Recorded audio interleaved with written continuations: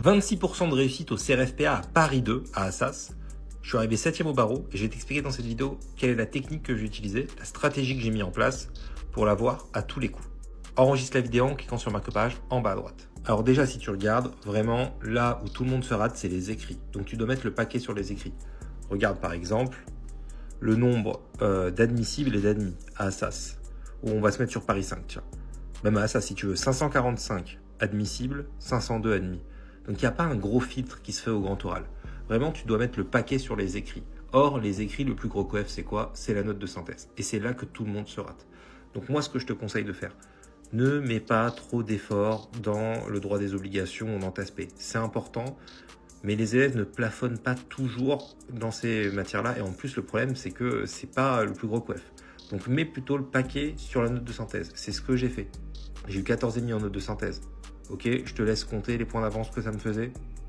Je crois que j'aurais pu avoir 6 en droit des obligations, il me semble. Il faudrait que je calcule, mais voilà. Imagine les points d'avance. Et chaque année, c'est la stratégie que j'ai avec les élèves que je prépare. L'année dernière, 100% de mes élèves ont été admissibles. 100%, c'est quand même quelque chose. Hein. Et c'est parce qu'ils ont tous eu la moyenne minimum en note de synthèse. Alors comment j'ai fait en note de synthèse? Ce que je fais, c'est que je regarde les meilleures copies, comme celle-ci, et j'essaye de faire une copie pré-rédigée que j'apprends par cœur avec des titres, tout, plan, introduction, phrase de transition. Et l'idée, c'est de recracher ça le jour J. Franchement, quand tu utilises cette méthode-là et que tu l'accumules avec une autre méthode que je vais t'expliquer après, normalement, tu es sûr d'avoir la moyenne. L'autre méthode que je vais t'expliquer, c'est quoi? C'est d'analyser les plans types depuis 2017. Le plan, c'est ce qui te rapporte le plus de points à la note de synthèse.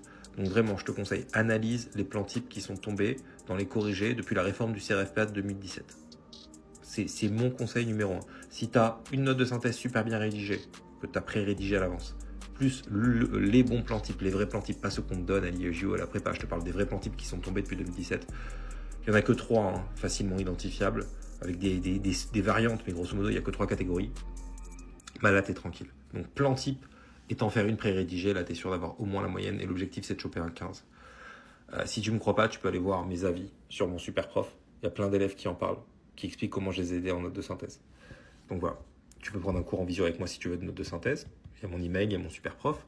Mais si tu veux, si tu as la flemme, tu prends tout simplement mes masterclass. Note de synthèse pré-rédigée et les plans types de la note de synthèse. C'est des cours préenregistrés. Et là, il y a la note de synthèse pré-rédigée à apprendre par cœur. Tu prends les deux, normalement, tu es tranquille. Voilà, c'est sur mon site, fais un screen et partage la vidéo à tous tes amis qui passent le CRFPA.